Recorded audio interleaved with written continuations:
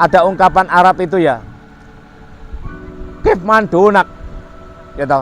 Lawan apapun pada dirimu itu sesuatu yang tidak baik.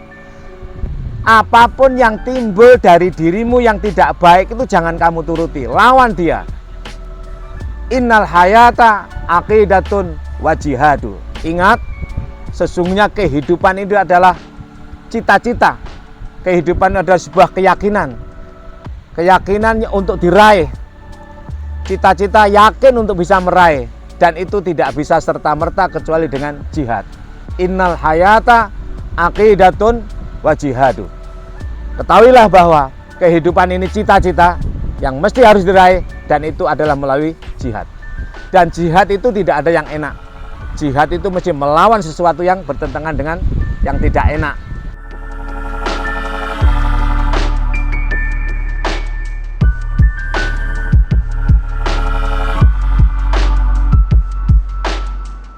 Assalamualaikum warahmatullahi wabarakatuh.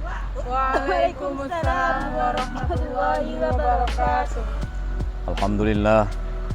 Alhamdulillahilladzi anzala ala abdihil kitaba wa lam yaj'al lahu iwaja. Asyhadu an la ilaha illallah wahdahu la syarikalah wa asyhadu anna sayyidana wa nabiyyana Muhammadan abduhu wa rasuluhu sallallahu alaihi wa ala alihi ashabihi la nabiyya ba'da. Allahumma salli wa sallim wa barik ala habibina wa syafi'ina wa qurrati a'yunina wa maulana Muhammad ibn Abdullah wa ala alihi wa ashabihi wa asba'ihi wa man tabi'a hudahu ila yaumil qiyamah. Amma ba'du, anak-anakku, para santri Pondok Pesantren Bait Al-Quran Nur Sofa yang saya cintai. Alhamdulillah hari ini kita bisa pergi ke pantai ini. Pantai apa namanya ini? Teluk Asmara. Cukup bagus ya, pemandangannya indah ya, kita manfaatkan untuk ngaji sebentar. Baik, berarti sekarang ini pertemuan ke-102 ya, Al-Muhadharah As-Saniyah, Al-Muhadharah Mi'ah wa Saniyah. Bismillah.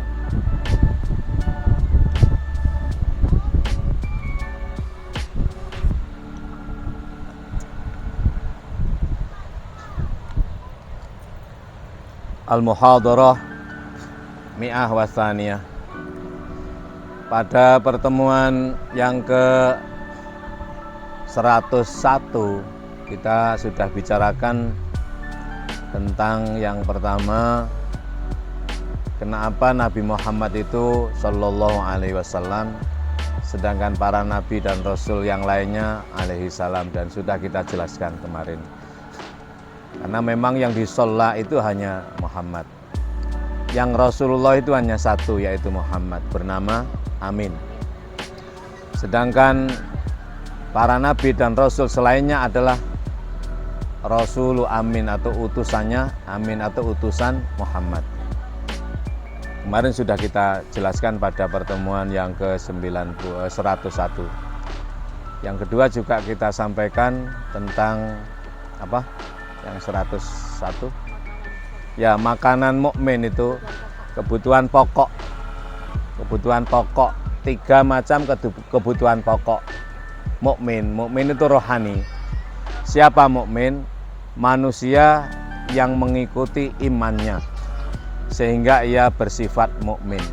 Apa itu iman? Iman adalah kepercayaan Allah.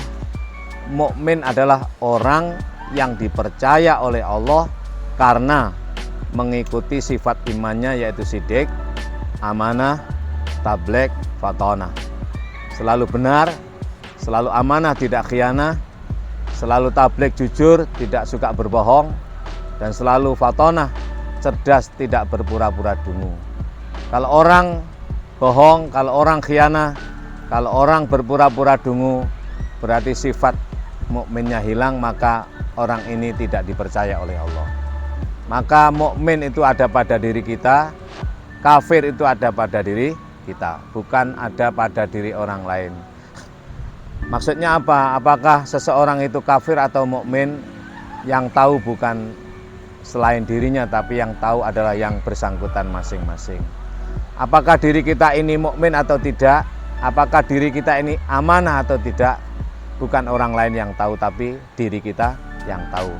Apakah kita ini berpura-pura bodoh atau tidak? Itu bukan orang lain yang tahu. Maka apakah kita ini kafir atau tidak? Bukan orang lain yang tahu. Karena yang tahu hanya yang bersangkutan, dan yang tahu adalah diri kita masing-masing. Maka jangan mengkafirkan orang lain. Maka ada kafire dewe, ndak dikatekke kafire dewe, ndak dikatekke yen ise kotor ati akale, yen ise kotor ati akale. Jadi apa kebutuhan pokok mukmin yang bersifat rohani adalah pertama makanan. Apa makanan mukmin itu? Zikir. Zikrullah. Apa zikrullah itu? Zikir Muhammad. Karena zikrullah itu ingat Allah itu tidak mungkin. Ingat Allah itu ingat utusannya. Ingat utusannya itu ingat amin. Ingat amin itu ingat Kanjeng Nabi Muhammad Sallallahu Alaihi Wasallam. Beliau adalah putra Abdullah, ibu bernama Aminah, lahir di Mekah, berbangsa dan berbahasa Arab, wafat dan dimakamkan di Madinah. Dialah utusan Allah. Bagaimana mengingat Allah itu? Mengingat utusannya. Bagaimana mengingat utusannya itu? Di dalam diri kita ada sifat utusan Allah. Apa itu?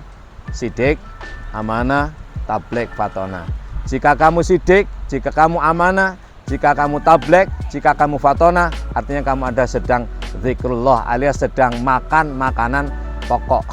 Kalau kamu tidak ingat itu, berarti rohanimu akan kelaparan. Kalau rohanimu kelaparan, maka kamu akan dalam kegundah-gulanaan alias dalam kesedihan dan tidak merasa berbahagia. Kalau tidak merasa berbahagia, maka Anda tidak bersama Allah. Kalau tidak bersama Allah, maka Anda musyrik. Karena yang bersama Allah itulah yang bersatu dengan Allah, dan bersatu dengan Allah berarti tauhid. Pertama adalah makanan mukmin adalah zikrullah. Yang kedua apa? Kebutuhannya adalah sandang. Apa sandangan mukmin itu? Adalah takwa. Takwa. Apa takwa itu? Takwa adalah potensi Allah yang diberikan pada diri setiap manusia. Wazifah asasiyahnya, fungsi utama daripada takwa adalah taat. Maka kalau kamu taat, berarti kalau kamu taat terhadap perintah Allah, berarti kamu sedang berbaju alias sedang berpakaian diri, alias imanmu, mukminmu tidak telanjang. Maka bagaimana mukmin yang sudah zikrullah itu, mukmin yang sudah sidik, amanah, tabligh, fatona itu, dia tidak boleh kedinginan. Dia harus terlindungi dengan apa? Dengan takwa, yaitu baju. Wujudnya apa? Ketaatan. Maka orang yang zikrullah alias ia mukmin pasti bertakwa, alias taat. Ialah makanan, baju mukmin. Makanannya adalah zikrullah, bajunya adalah, pakaiannya adalah takwa, dan tempat tinggalnya adalah Baitullah, papan. Jadi apa? Makan apa? Baju apa?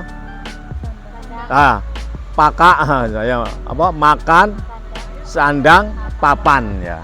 Apa papannya? Papannya ada di Baitullah. Apa Baitullah itu? Rumah Allah. Tandanya apa? Ka'bah. Tandanya adalah Ka'bah. Ka'bah bukan Baitullah, tapi ia adalah tanda. Di situ ada Baitullah. Disitulah Rasulullah ada. Tandanya Ka'bah ada di Makkah Al-Mukarramah. Dialah Baitullah. Inna awwala baitin wudi'a lin-nasi lalladzi bi Bakkata mubarakan wa hudan lil alamin. Fihi ayatun bayyinatun maqamu Ibrahim. Wa man dakhalahu kana aminah. Walillahi 'alan nasi hajjul baiti man istata'a ilaihi sabila. Wa man kafara fa innallaha ghaniyyun 'anil alamin. Itu surat Al-Imran. Surat Ali Imran, surat ketiga ayat 96-97. Disitulah tempat mukmin. Bagaimana kita menempati mukmin? Tegakkan sholat. Bagaimana mukmin supaya bertempat tinggal? Tegakkan sholat. Maka orang yang tidak menegakkan sholat sama dengan tidak punya papan. Agar supaya kita berpapan, tenang, tentram, tegakkan sholat. Di mana itu? Di Baitullah. Itulah tempat kita. Maka kalau kita sholat itu adalah mustaqbilal qiblah, menghadap, mustaqbilal Ka'bah. Tapi bukan batunya. Hakikat batu di dalam batu hanya sekedar tanda. Kenapa disebut dengan Ka'bah? Karena batu itu dibangun oleh Ibrahim bersama putranya Ismail alaihi wassalam. Keduanya dari suku Ka'ab. Maka bangunan itu disebut dengan bangunan Ka'ab atau Ka'bah. Ka'ab artinya kubus. Kubus alias dibangun dari orang yang berasal dari suku Ka'ab, yaitu Ibrahim dan Ismail. Karena bangunan sudah terwujud, maka dikasih tak marbutoh. Marbutoh artinya terwujud menjadi Ka'bah.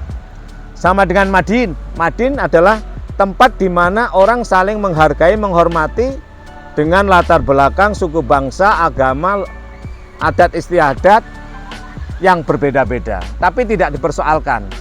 Tempat aktivitas semacam itu disebut dengan Madin. Terjadinya saling menghormati, saling menghargai antar satu dengan yang lainnya, maka disebut dengan Madinah. Ada tak marbutoh. Apa yang membedakan antara orang yang mengikut Nabi dengan bukan?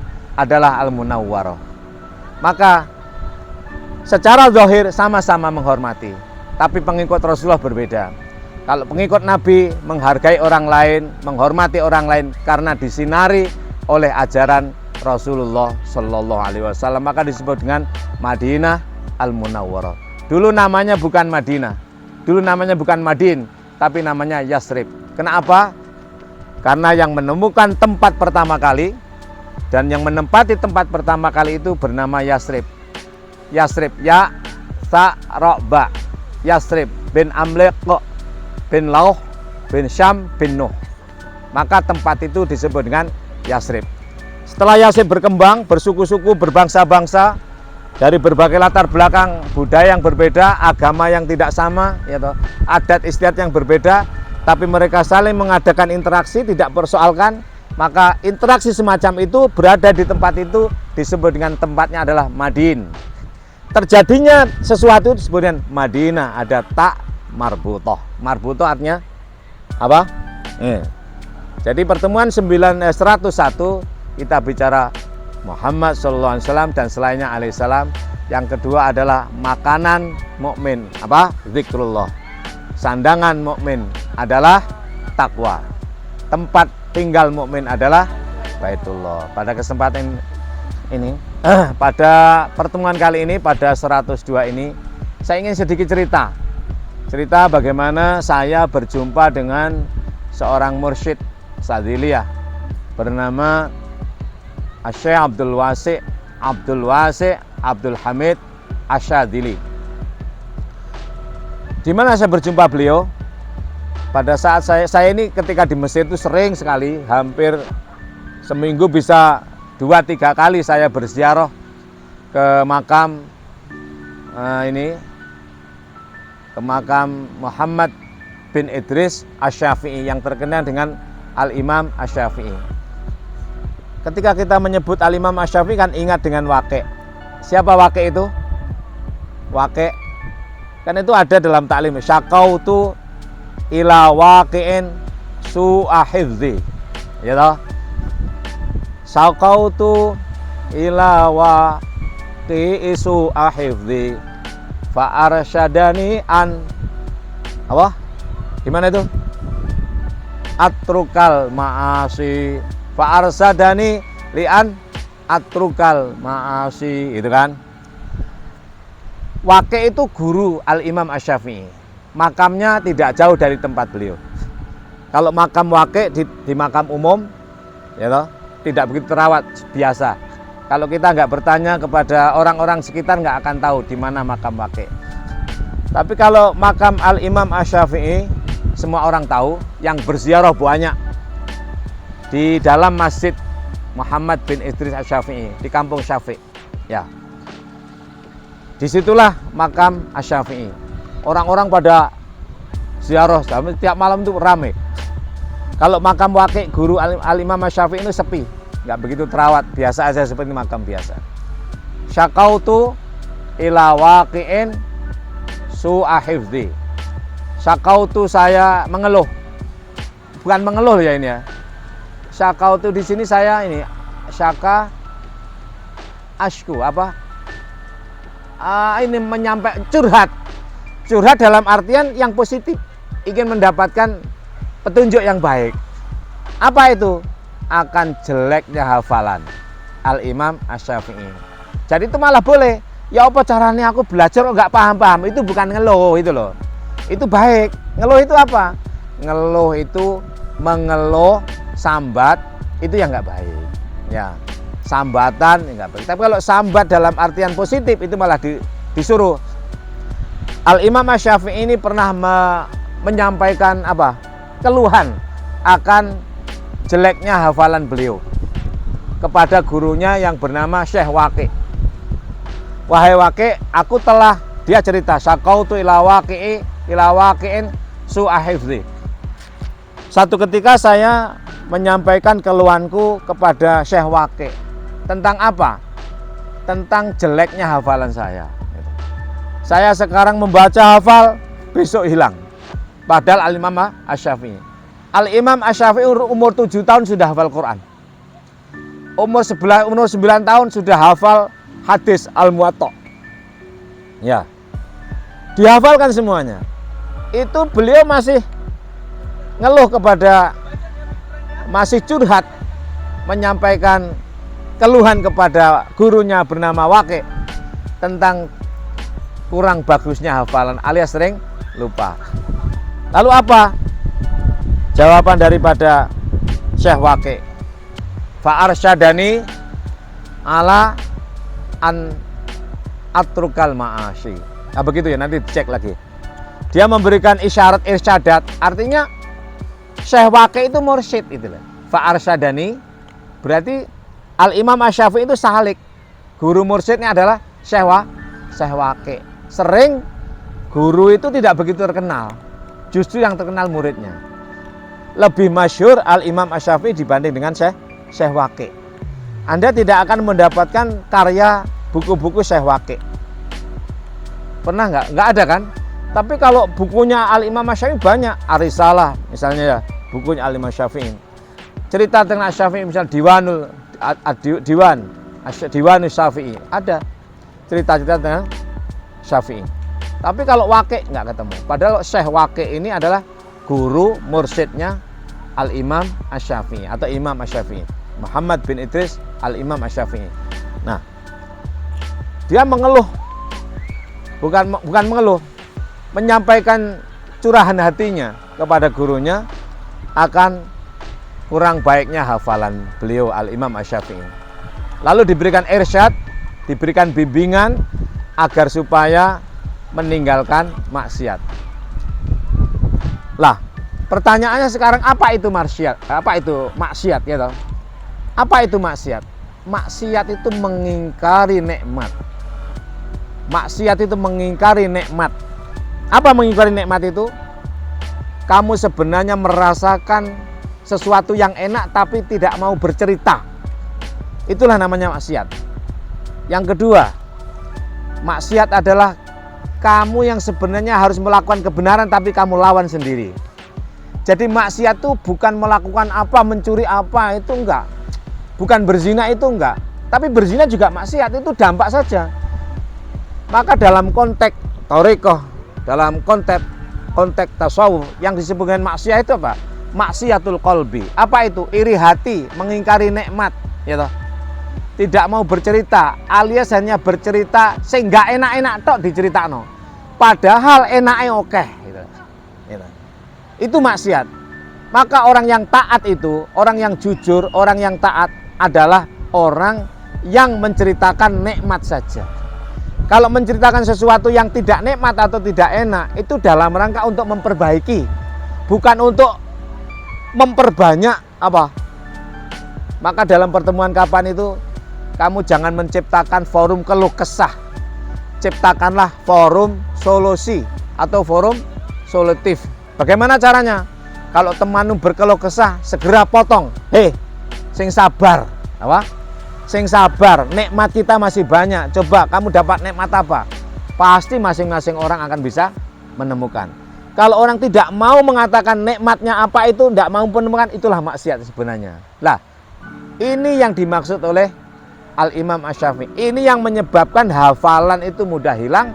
Ini yang menyebabkan kecerdasan itu tidak meningkat. Ini yang menyebabkan mungkin dalam konteks mahasiswa prestasi akademik akan jeblok, akan turun. Kenapa? Kamu nggak akan semangat, alias menjadi orang pengeluh, orang yang tidak kuat, orang yang lemah, orang yang tidak semangat. Maka ada ungkapan Arab itu ya, kif man dunak, gitu. Lawan apapun pada dirimu itu sesuatu yang tidak baik. Apapun yang timbul dari dirimu yang tidak baik itu jangan kamu turuti, lawan dia. Innal hayata aqidatun wa jihadu. Ingat, sesungguhnya kehidupan itu adalah cita-cita. Kehidupan itu adalah sebuah keyakinan.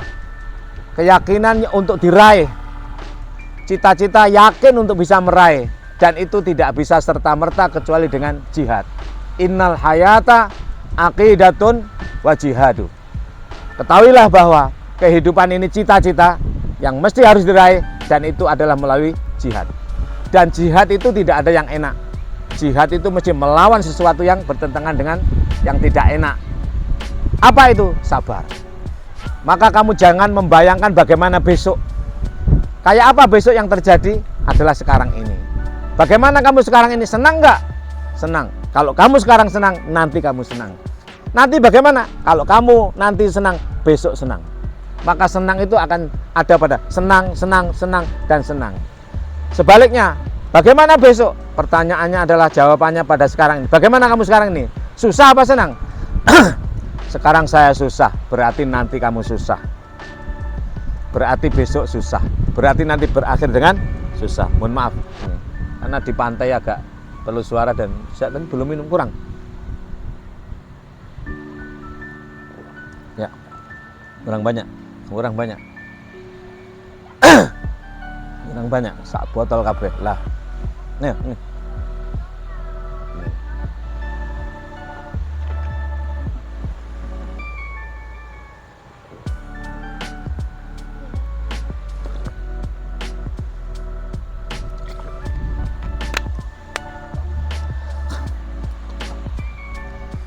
Mandunak, lawan sesuatu yang tidak enak pada dirimu.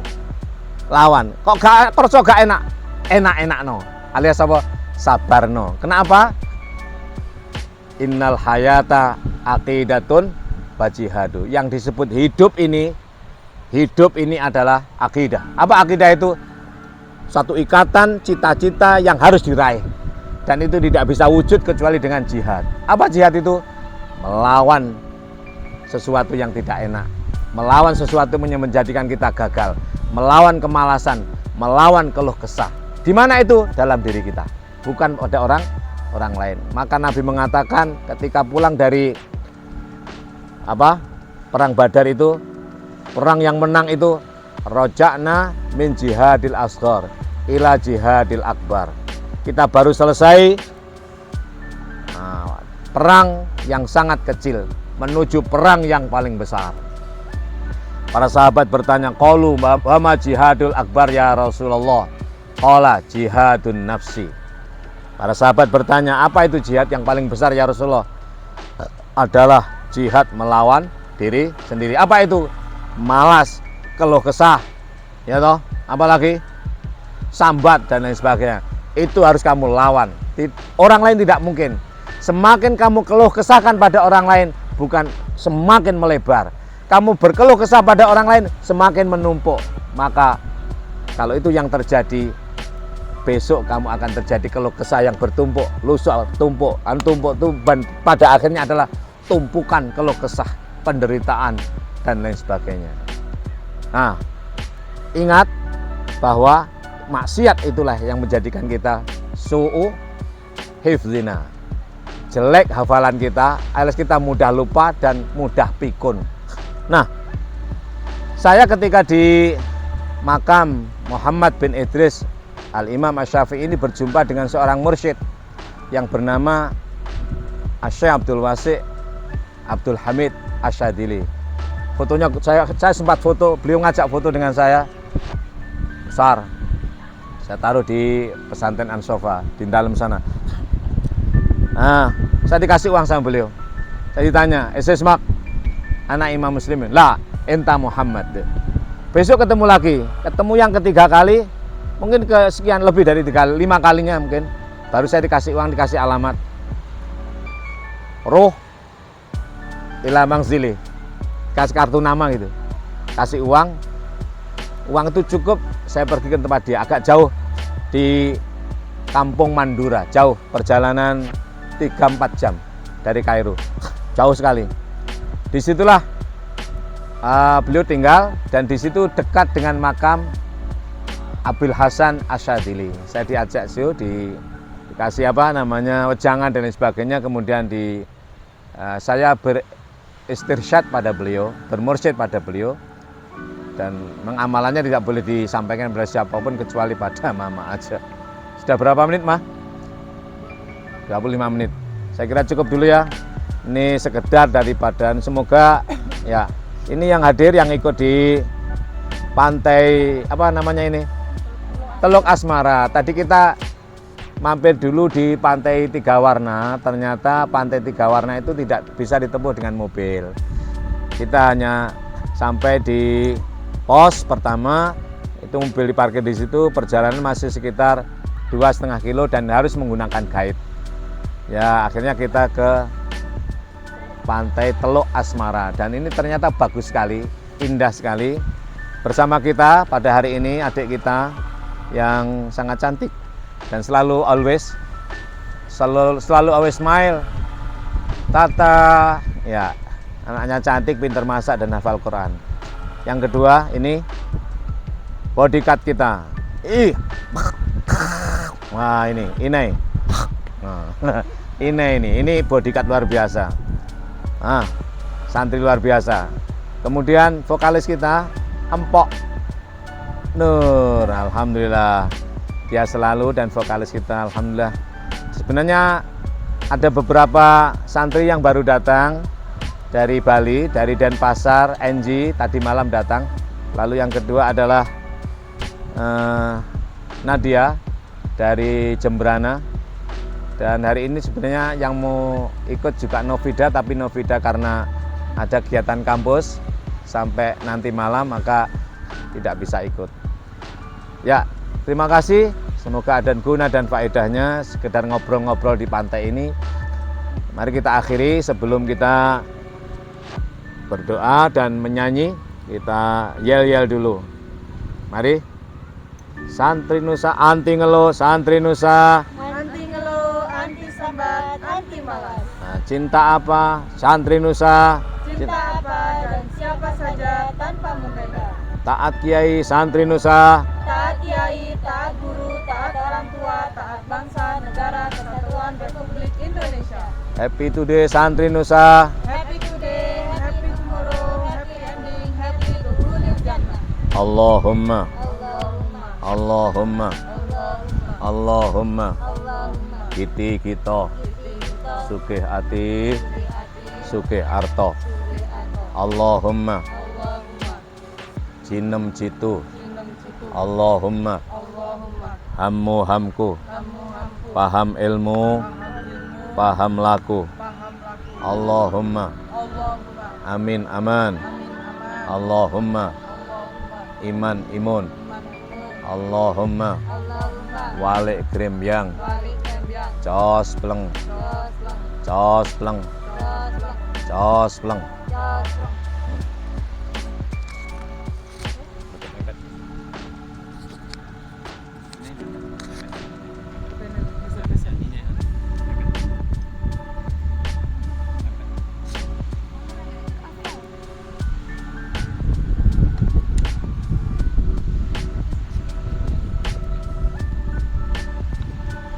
اللهم اللهم صل على سيدنا محمد صلاة ترغب وتنشط وتحمس بها جهة لإحياء وإعلاء دين الإسلام وتحمس بها جهة لإحياء وإعلاء دين الإسلام اللهم صل على سيدنا محمد صلاة ترغب وتنشط وتحمس بها جهة لإحياء وإعلاء دين الإسلام وتحمس بها جهة لإحياء وإعلاء دين الإسلام وإظهار شعائر على طريقة جمعية نهضة العلماء وإظهار شعائر على طريقة جمعية نهضة العلماء وعلى آله وصحبه وسلم وعلى آله وصحبه وسلم الله الله الله الله ثبت وانصر أهل جمعية نهضة العلماء لإعلاء كلمة الله جمعية نهضة العلماء لإعلاء كلمة الله لإعلاء كلمة الله اللهم صل وسلم وبارك عليه وعلى آله يا بطرة منها ذا كل كمالي ماذا يعبر عن علاك مقالي يا بطرة منها ذا كل كمالي ماذا يعبر عن علاك مقالي صلى عليك الله ربي دائما صلى عليك الله ربي دائما أبدا مع الإبكار والآصال يا بدرة منها ذا كل كمالي ماذا يعبر عن أولاك مقالي أولاك مقالي